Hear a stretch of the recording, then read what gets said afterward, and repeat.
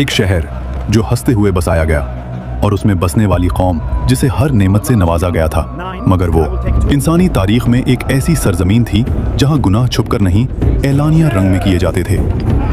इस कौम का जुर्म इतना अनोखा था कि उस जैसा फेल इंसानी याददाश्त में कभी दर्ज ही न हुआ था। अल्लाह को उनका रास्ता पसंद न आया और फिर अल्लाह का फैसला उतर गया और पल भर में उस पूरी कौम को बस्ती समेट उलट दिया गया, जो कयामत तक इबरत बनकर रह गया।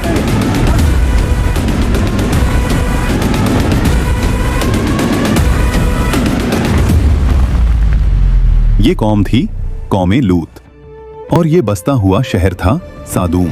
आज के जॉर्डन और पैलेस्टाइन के दरमियान दो मशहूर शहर वाक़े थे, सादूम और गोमोरा। सादूम एक ऐसा शहर था जहां जमीन में चश्मे और बगीचे दोनों मौजूद थे। फसलें इतनी मजबूत कि लोगों को कभी अंदाजा ही नहीं हुआ कि यह जमीन भी इनकार सुन सकती है। खजूरों के गुच्छे नरम थे, फल भरे हुए थे और जमीन के पानी में मिठास थी, लेकिन उनके दिल जमीन की मिठास से उलट धीरे धीरे सख्ती में ढलने लगे। पहले पहले उनके गुनाह फरतक थे। तुम्हारी मुस्कुराहट बहुत खूबसूरत है। फिर सरदार मुस्कुराकर बोले, ये नया रास्ता है, इसमें मजा है। और फिर लोगों में ये शौक, आदत और रवैया बन गया। गुनाह अब सिर्फ फेल नहीं रहा, तहजीबी रंग में ढल गया। जहां लोग रात के अंधेरों से निकलकर खुली बैठकों में एलानिया फैसले करते और अल्लाह की बताए हुए अहकामों को बहस में उड़ा देते। दूर एक शहर बाबुल में अल्लाह के नबी हजरत इब्राहीम अलैहिस्सलाम और उनके भतीजे हजरत लूत अलैहिस्सलाम अल्लाह का पैगाम लोगों तक पहुंचाते रहे। फिर अल्लाह के हुक्म से यह हिजरत कर गए। हजरत लूत अलैहिस्सलाम वो पहले इंसान थे जो इब्राहीम अलैहिस्सलाम पर ईमान लाए थे। मतलब यह दोनों सिर्फ रिश्ते से नहीं, दीन के सफर से भी जुड़े हुए थे।